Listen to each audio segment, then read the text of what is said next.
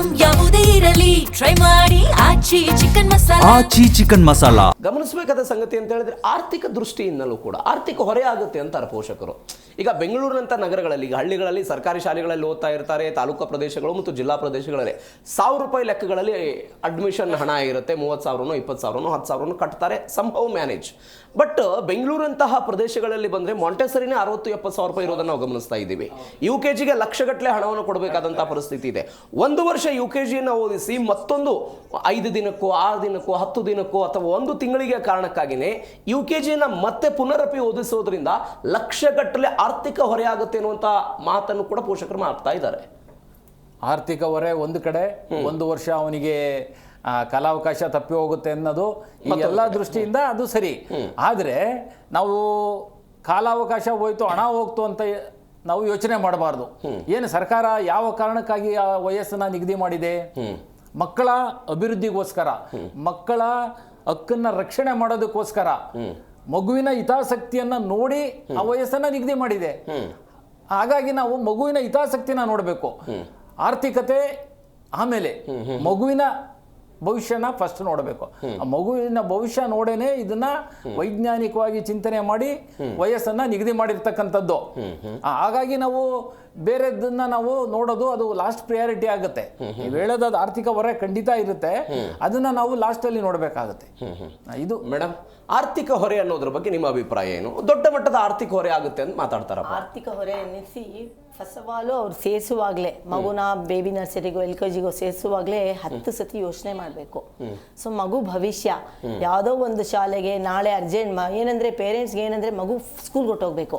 ಸ್ಕೂಲ್ಗೆ ಹೊಟ್ಟೋಗ್ಬಿಟ್ಟು ಎಲ್ಲ ಮಕ್ಳು ಹೋಗ್ತಾ ಇರ್ತಾರಲ್ಲ, ಇವ್ರ ಮಗು ಸ್ಕೂಲ್ಗೆ ಹೋಗ್ಬೇಕು. 2.5 ವರ್ಷಕ್ಕೆ ಬರ್ತಾರೆ, ಬೇಬಿ ನರ್ಸರಿಗೆ ಸೇರಿಸ್ಕೊಳ್ಳಿ ಅಂತ 2.25 ವರ್ಷಕ್ಕೆ ಬರ್ತಾರೆ. ನಾ ಹೇಳ್ತೀನಿ, ನೀವ್ ಏನ್ ಮಾಡ್ತಾ ಇದ್ದೀರಾ ಮನೇಲಿ ಅಂತ ಹೇಳ್ತೀನಿ. ಮನೇಲೇ ಇದೀವಿ, ಮಗು ಹೋಗ್ಲಿ ಅಂತ ಮಗು ಸ್ಕೂಲ್ಗೆ ಬರ್ಲಿ ಅಂತ ಅನ್ಬಿಟ್ಟು ನಾನು ಇಲ್ಲ, ನೀವು 3 ವರ್ಷ ಆದ್ಮೇಲೆ ಮಗುನ ನೋಡ್ಕೊಳ್ಳಿ ಅಂತ. ಸೊ ಆ ಮಗುಗೆ ಮತ್ತೆ ತಾಯಿಗೆ ಒಂದು ಕನೆಕ್ಷನ್ ಬೆಳಿಬೇಕು. 3 ವರ್ಷ ಅದು ಕರೆಕ್ಟ್ ಆಗಿದೆ. ಇವ್ರ ಆರ್ಥಿಕ ಹೊರೆಯಿಂದ ತಪ್ಪು ಮಗುದ ತಪ್ಪು.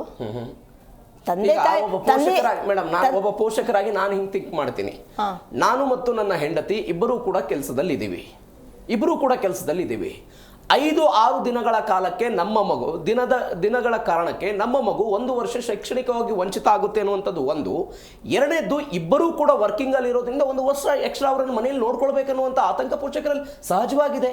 ಹೀಗಾಗಿ ನಾವು ಬೇಡಿಕೆ ಇಡ್ತಾ ಇದ್ವಿ, ಸ್ವಲ್ಪ ಸಡಿಲಿಕೆ ಮಾಡಿ ಅಂತ. 60 ದಿನ ಕೊಟ್ಟಿದಾರಲ್ವಾ, 5 years 10 months ಕೊಟ್ಟಿದ್ದಾರೆ. ಆಕ್ಚುಲ್ ಆಗಿ ಅದು ಕೊಡಬಾರ್ದಾಗಿತ್ತು, ಅವರು ಕೊಟ್ಟಿದ್ದಾರೆ. ಈ ತರ ಒಂದು ಪ್ರಾಬ್ಲಮ್ ಇರೋದ್ರಿಂದ 5 ವರ್ಷ, ಅದೇ 5ನೇ ತಾರೀಕು 6ನೇ ತಾರೀಕು. ಸೊ ಬಟ್ ಪೇರೆಂಟ್ಸ್ ನಾ ಹೇಳ್ತೀನಿ, ಜೂನ್ ಅಲ್ಲಿರೋ ಟ್ರೈ ಮಾಡಿ. ಆ ತರ ಜುಲೈ ಬಾರ್ನ್ ಚಿಲ್ಡ್ರನ್ ಟ್ರೈ ಮಾಡಕ್ ಹೋಗ್ಬೇಡಿ. ಮಕ್ಕಳಿಗೆ ಏನಾಗುತ್ತೆ ಅಂತಂದ್ರೆ always they will be 1 month behind the other children.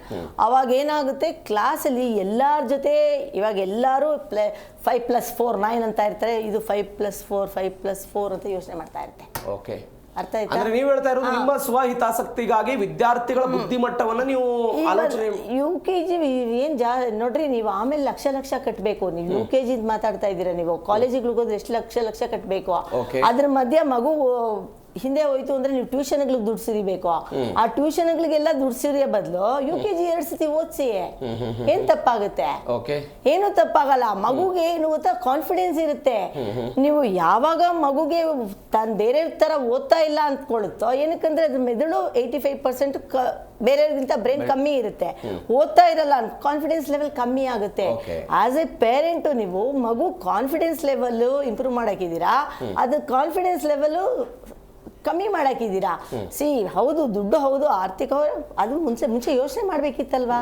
Okay, ನನ್ನ ಪ್ರಶ್ನೆ ಮೇಡಮ್, ಈಗ 2020ರಲ್ಲಿ ಕೇಂದ್ರ ಸರ್ಕಾರ ರಾಷ್ಟ್ರೀಯ ಶಿಕ್ಷಣ ನೀತಿಯನ್ನು ಜಾರಿಗೆ ತಂದ ನಂತರ ಇಂಥದ್ದೊಂದು ಸಮಸ್ಯೆ ಆಗ್ತಾ ಇದೆ. 2022ರಲ್ಲಿ ಕರ್ನಾಟಕ ಇಂಥದ್ದೊಂದು ಆದೇಶವನ್ನು ಹೊರಡಿಸ್ತು.